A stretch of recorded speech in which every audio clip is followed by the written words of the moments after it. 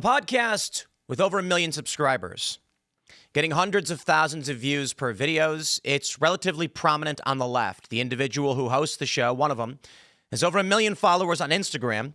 And in this viral video, she explicitly says that the Democratic Party needs to get on board with wanting to murder conservatives. I'm not exaggerating. I thought it was a joke at first. I thought somebody was being hyperbolic. You listen to the clip, and in the beginning, it sounds like maybe she's not really saying that the majority of Democrats want to murder conservatives and Democrats need to get on board. What happens is Caitlin Bennett interviews a woman who says she's glad Charlie Kirk died and maybe she wants her to die too. This woman, Jennifer Welch, then says there are many more like us and Democrats better get on board or else we're going to come after you. She then goes off about AIPAC, saying that you got to stop taking money from AIPAC. And it sounds like maybe she's saying, oh, anti-Israel. Maybe it's out of context. She then specifies from the video she is talking about murdering conservatives. You have two choices. Use whatever force needed to stop incitement like this, or let the ideology spread. If you allow these shows to continue to spread this ideology, then I only request that you prepare for what history predicts will come next. I'm going to play the clip for you now, and I'll give you some context as to who this woman is. Finally, if you think this Zoran thing is happening just in New York, and you think people are waking up only in New York City, you're mistaken. Look at this clip of a wine mom at the No Kings March. Play the clip. Whatever his name was? Charlie Kirk, ma'am? Yeah, him is horrible. Horrible. Charlie Kirk is horrible? Yes, I'm glad he's not here. You're glad he's dead? Yes. Why would you say something like that, ma'am? Because he was horrible on the campuses, the college campuses. Horrible person. You know what? I do the exact same thing. Well, would you be sorry. glad if I would die? Maybe. I'd have to think about it. You should be ashamed of yourself. You should be ashamed of yourself. Your friend just said she'd be happy if I died. I think we need to... It's funny, right? So listen up, Democratic establishment. You can either jump on board with this shit, or we're coming after you in the same way that we come after MAGA. Period. Stop taking AIPAC money. I'm just going to... Guys, I'm done playing games. I'm not going to give anyone the benefit of the doubt. She just threatened to murder Democratic politicians. She showed a clip where a woman said, I'm glad Charlie Kirk is dead. And when asked, Caitlin Bennett says, what if I died? She goes, maybe. Have to think about it. And the woman laughs.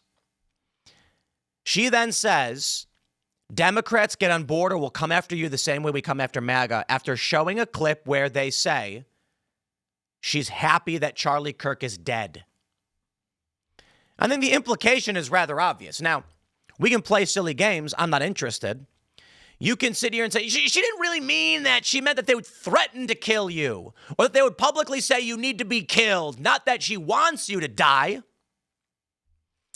Yeah, if you want to play that game, by all means, you go ahead and do so. I ain't playing any stupid games. But honestly, I ask all of you watching to comment right now as to what you think her intent was. She didn't explicitly and verbatim say, do it or you die. But the implication is clear when she plays this clip and then says, we'll come after you all the same. She's telling Democrats to prepare to fear death if they don't get on board with what they want. She is saying that they support threatening the lives of conservatives and they'll do the same to you.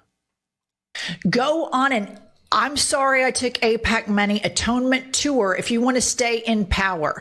Stop missing out on these big rallies. Hakeem and Chuck should have been front and center introducing the next mayor of New York City. But no, they wouldn't show up because they're pussies. They're pussies that are beholden to the same corporations that helped Donald Trump get elected. Ban her. I'm not playing these games anymore. She needs to be banned. Her podcast needs to be shut down. You cannot, as a society, have people with millions of followers saying to murder. And this is just an embarrassment. Kudos to Bernie, to AOC, to Zoran. And that woman out in somewhere middle America saying, fuck Charlie Kirk, he was a racist, he was a piece of shit. There are so many more of us than there are of them. And these Democrats that continue to play patty cake with corporations and lobbyists, nobody wants that. Nobody wants you. We want politicians to speak freely and look at what the benefit is. Look at what is happening in New York. And you dipshits are sitting on the sidelines, running your social media like complete dorks. It's embarrassing. Get your shit together. Hakeem and Chuck, seriously, get your shit together, because the Democratic Party is moving on. Moving on in the direction of conservatives should be dead, and if you don't get on board with us, you should be dead too, is basically what she said. Now, this woman runs the I've Had It podcast with 1 million followers on Instagram. Ms. Welch with 316,000, and Pumps, her co-host with 100,000. On YouTube, we can see their channel. Let's zoom in. 1.36 million subscribers, putting out about 4 to 5 segments per day, hitting 270,000. Okay. This is where we are. This woman, I'll break down for you what I think is going on. I don't think she's competent, right? I think she has cognitive issues. That is not a very smart person. She's just saying what is easily said to rile up the base on the far left. They've been celebrating the death of Charlie Kirk, and this exemplifies it. Look, we can talk about it all day and night. We can debate it. Prominent liberals, they go on Bulwark podcast or MSNBC and they say, when Charlie died, we were so magnanimous.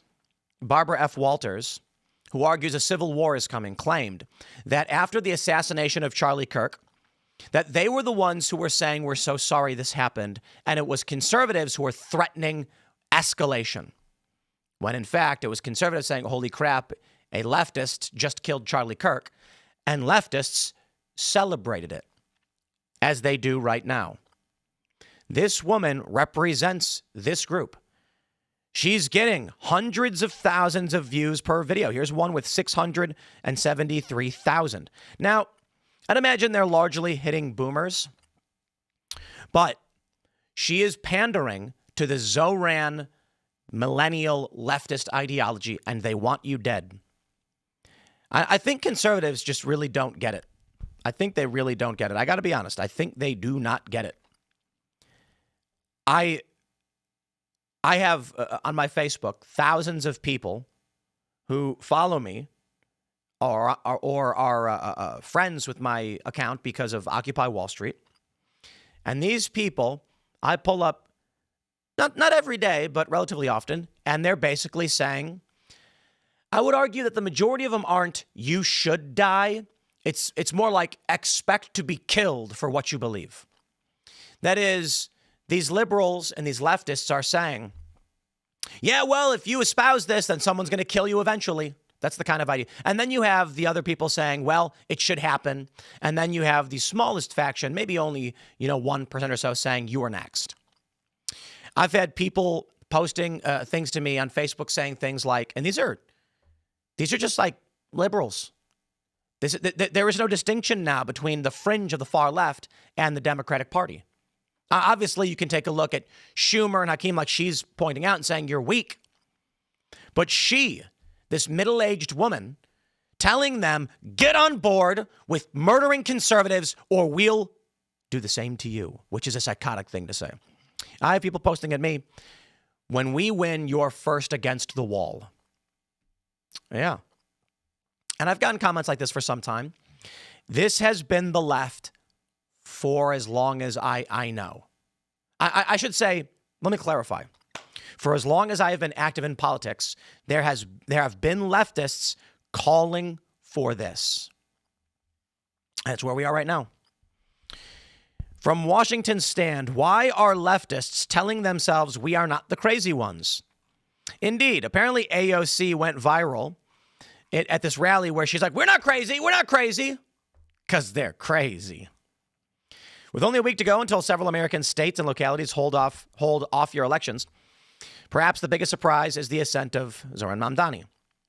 Mamdani will almost certainly be the next mayor of New York. He has undoubtedly captured the attention of large swaths of the media and political elite. But there is just one awkward problem for those seeking to copy the Mamdani magic. Outside of NYC, Zohran Mamdani is not popular. The reality is just that the voters who know of him simply do not like him. He's not popular in New York. The issue is that for people like AOC and Zohran, their popularity is fringe. But by collecting donations from the dark corners all across the country, they can prop up a campaign of a fabricated campaign among the general voters. So you don't actually know what he's going to do or what he wants. He just has the advertisements and the activists prop him up. He wins the primary because this is the system we have. And Democrats are the dominant party in New York. That's it.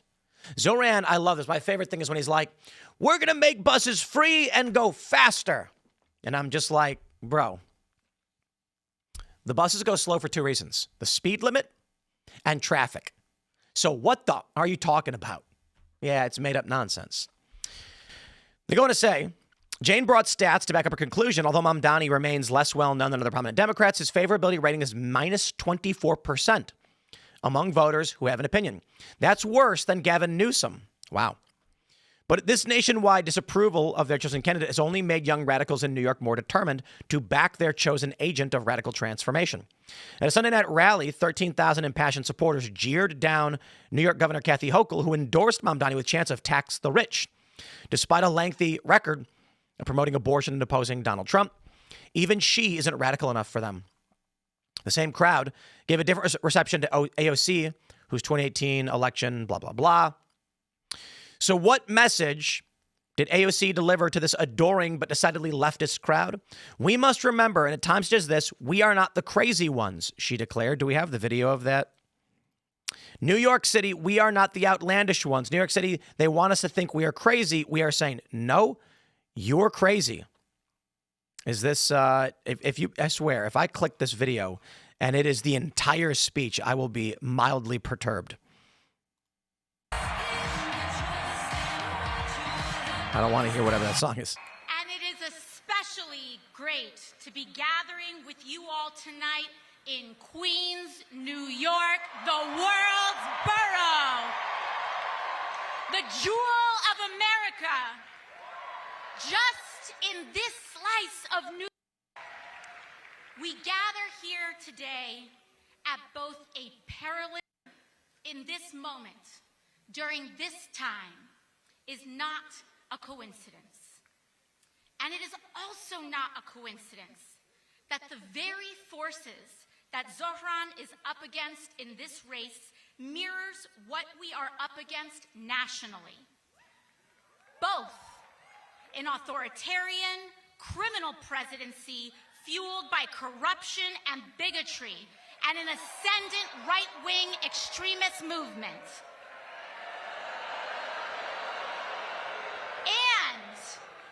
And an insufficient, eroded, bygone political establishment, this time in the form of Andrew Cuomo. We get it. Here's my point, ladies and gentlemen. I take a look at this woman and I realize, unfortunately, the gloves came off a long time ago. If you are on the left and you are unwilling to say what these women are saying, you will not succeed. If you are a young person and you are trying to figure out how to make money, this is what YouTube is telling you to do.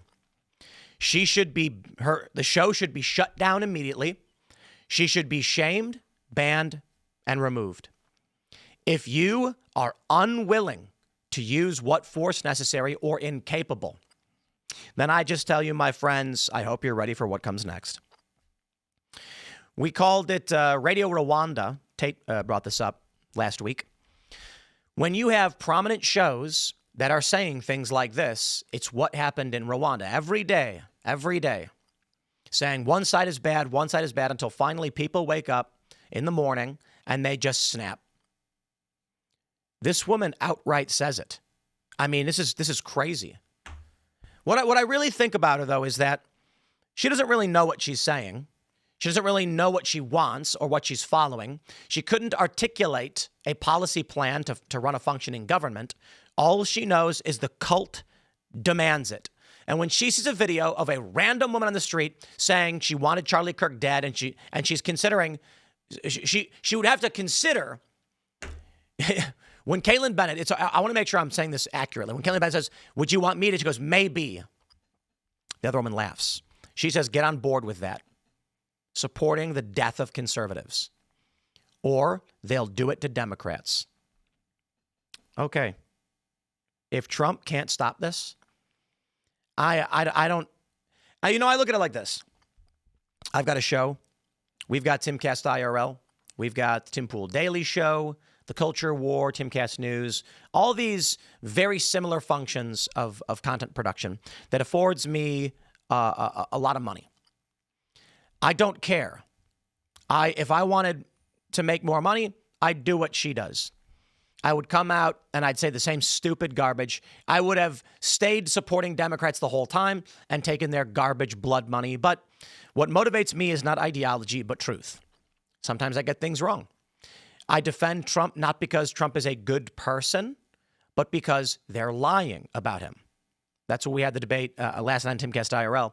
Never before in the history of this country or New York State have they used an add-on charge without a clear underlying crime. It's the first time in history.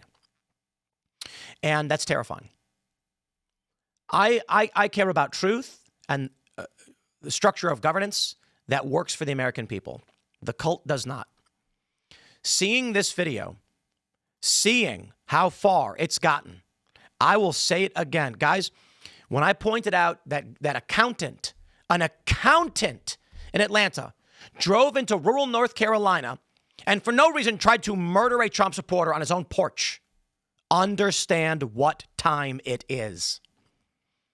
And I've also pointed out, I don't know how much longer I can do this. My point is, I am not here to make money off of a culture war. I do this to talk about things that I care about, talk about the news, and I get real riled up when the media lies. So where do I come from? Well, I used to work in media and go and travel around and report things. And then what happens is over time, CNN's lying, New York Times is lying, and they're lying so much that I read the article and I go, they're lying. And I want to scream it. So I record myself saying, hey, look, they're lying. Here's what really happened. Where we're at now, I am not interested in sitting by and waiting for Democrats to pull out their guns and start killing everybody else. If the Trump administration is not capable of stopping this, they could ban conservatives for their opinions on vaccines when the Biden DOJ was reaching out to big tech platforms and threatening them. But when you have prominent Democrats saying they want to murder Democrats or actually threatening Democrats who refuse to get on board with their murderous agenda, nothing happens. Nothing happens.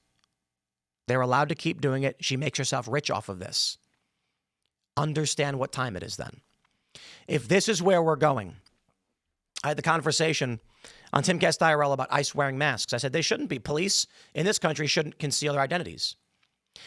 And the response is, but if they take the masks off, they'll be doxxed and their families will be killed. And I said, okay, you're at war then. Now, if you're arguing that soldiers in war need to conceal their identities to protect them from reprisal, agreed. But if this is where we are right now, I have zero interest in fact-checking news articles when we're well beyond the argument phase. And my priority right now would be likely to find land in an undisclosed location and dig a deep hole with an emergency bunker full of food. So you tell me, is this where we're really at? And no one can do anything about it? It's going to get worse. It's going to get substantially worse. They want to cheer for Charlie Kirk's murder. Many of them did. The rest of them wanted to, but needed to check the temperature of the room. They wanted to make sure they didn't push it too far too quick. Now you have a large, prominent leftist podcast celebrating Charlie Kirk's death. And again, outright saying, Democrats, if you don't get on board with this, we'll do the same to you, which is threatening to murder Democrats. Is that it? Okay. She should be arrested. I believe that she should be criminally charged because she threatened to murder Democrats. You can't do it. And she specifically called out Hakeem Jeffries and Schumer. I'm not playing games. She said, here's a video of them gloating about Charlie Kirk's murder. And if you don't get on board with this, we'll do the same to you that we did to MAGA. What did they do to MAGA? They killed them. They killed Charlie and celebrated it. And they'll do the same to Democrats. She said it. Arrest her. I'm not playing this game. If you are unwilling to use the force necessary to stop the expansion of this ideology, then prepare for war. Because they certainly are willing to use that force against you. Charlie Kirk is dead. I don't think anybody should want this, nor should anybody initiate it. And I want to make one thing clear as the distinction between someone like me and her. What have I said the whole time? You don't want civil war. You do not want violence. We want peace. We want to be able to sit in our lounge chairs eating wings and watching a game. Me, I'd like to watch some World Poker Tour. So much fun. No, don't call. Oh, we got you. Order some wings. I like my wings with maybe Old Bay rub. Maybe a nice garlic parmesan, perhaps. That's what we want. Nobody should be killing each other, and there should be no violence. So when I say prepare for war, it's not that it's some place we want to aspire to be. No, it's the antithesis. We want peace. But this woman and many like her are threatening to murder you a month after Charlie Kirk was assassinated. So you tell me where this goes. I'll tell you what I want. As I mentioned, peace, stability, prosperity. What I'll prepare for? I would never call on a Republican to say murder Democrats. I would never call on anyone to gloat or mock the death of another person. I didn't even mock the death of John McCain. And that guy, not a fan. But honor and decorum matter. That's why I've criticized Trump. But look where we are. No one is willing to put a stop to the spread of this ideology.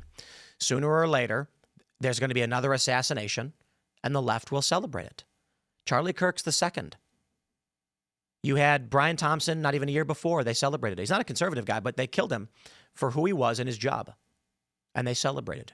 Charlie Kirk, who's next? I'll leave it there. Smash the like button, share the show. Stay tuned. More to come, at least for now. Thanks for hanging out. We'll see you on the next segment.